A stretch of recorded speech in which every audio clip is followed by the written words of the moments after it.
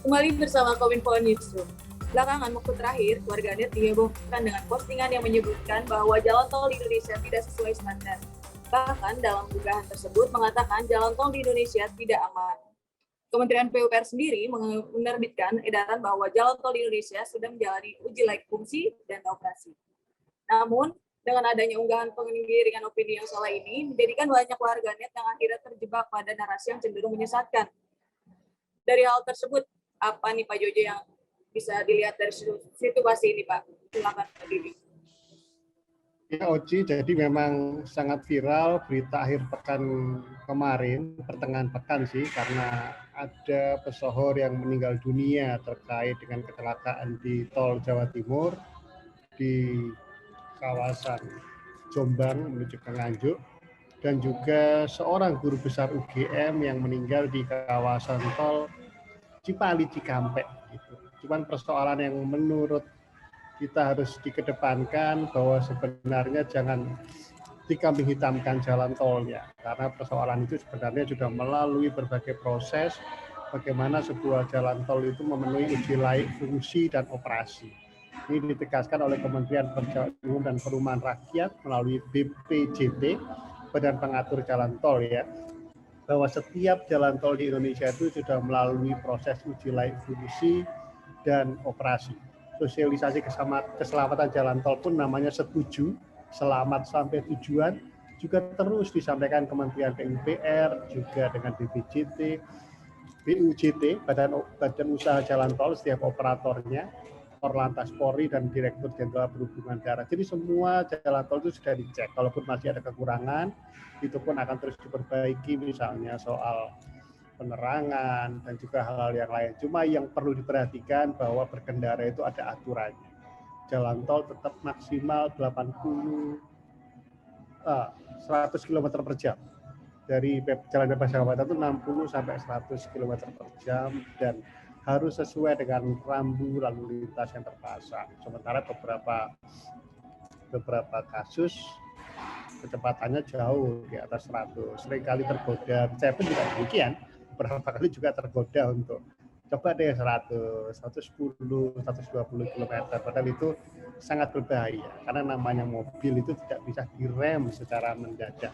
Apalagi di saat musim hujan seperti ini, Ci, jadi tidak mudah untuk mengendalikan mobil di jalan tol dalam kondisi licin. Jadi tetap harus diperhatikan rambu-rambu lalu lintas dan juga perlengkapan yang ada di mobil. Utamakan keselamatan, bukan kecepatan. Itu yang ditegaskan oleh teman-teman dari PU maupun BPJT untuk Setuju Selamat Sampai Tujuan. Sekali lagi poinnya itu, jangan mengkambing hitamkan kondisi jalan tolnya. Sekali lagi tetap berduka cita musibah untuk laka di Jombang dan juga di Cipali Cikampek yang membuat seorang pesohor, keluarganya, dan juga guru besar UGM ini meninggal dunia. Tetapi harus juga dipahami oleh pemirsa publik bahwa jalan tol itu sudah sesuai dengan pemenuhan SPM, standar pelayanan minimum.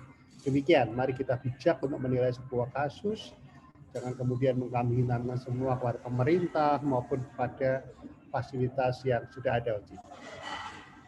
Baik, Pak Jojo. Atas seperti kita tahu bersama nih, Bapak Jojo dan Pak Tomo, tentu ada aturan keselamatan berkendara di jalan tol, yaitu menyoal batas kecepatan, perpindahan jalur, dan sebagainya. Bagaimana penegakan aturan ini sehingga pengendara tidak mencelakakan diri sendiri bahkan orang lain? Pak Tomo mungkin bisa menambahkan. Ya, Mbak Oci, tadi mengenalkan dari Mas Jojo ya, bahwa sebenarnya kalau aturan jalan di jalan tol kita sudah tahu semua dan sudah tersosialisasi sejak lama ya. Ada peraturan pemerintah nomor 79 tahun 2013 itu tentang jaringan lalu lintas dan angkutan jalan terutama di pasal 23 ayat 4. Itu sudah jelas ya. Kemudian ada diperkuat juga dengan peraturan Menteri Perhubungan ya nomor 111 tahun 2015 tentang tata cara penetapan batas kecepatan kendaraan terutama di pasal 3 dan 4. Nah, ini kita sudah tahu tadi disampaikan oleh Mbak Oci bahwa ada batas minimal di jalan tol itu 60 km dan paling tinggi di 100 km per jam. Ini sebetulnya sudah jelas aturannya, nah, cuma memang terkadang kita tahu bahwa masyarakat dan ini karena mungkin terburu-buru atau kemudian ada niat yang lain akhirnya tidak terkendali, yang mulai dari mungkin dia masih mengantuk dan sebagainya. Ini kemudian yang menjadi masalah, apalagi jalan tol ini kemudian dipakai untuk ngebut-ngebutan. Nah, ini tentu yang hal yang salah.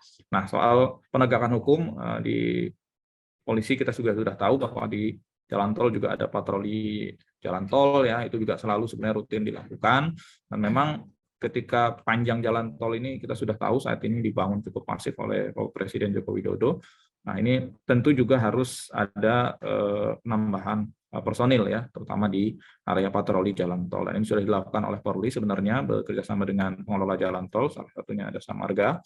Nah, ini tetapi yang penting adalah bukan cuma hanya soal penegakan hukum, tapi kesadaran masyarakat akan keselamatan dirinya dan keluarganya. Itu yang penting. Jadi seharusnya insiden-insiden seperti ini dijadikan momentum bersama untuk mengevaluasi bahwa kita itu niat berkendara sampai tujuan, bukan tidak sampai tujuan. Jadi perlu ada kesadaran bahwa jalan tol itu bukan tempat kebut-kebutan ya. Jalan tol itu juga sebagai jaringan konektivitas antar daerah yang harus dipakai sebagaimana mestinya sesuai aturan yang ada. Itu Mbak Alci.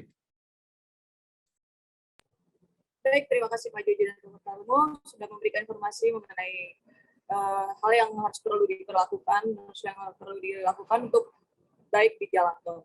Usai jeda berikut ini, Kominfo Newsroom akan hadir dengan informasi lainnya. Tetaplah bersama kami di Kominfo Newsroom.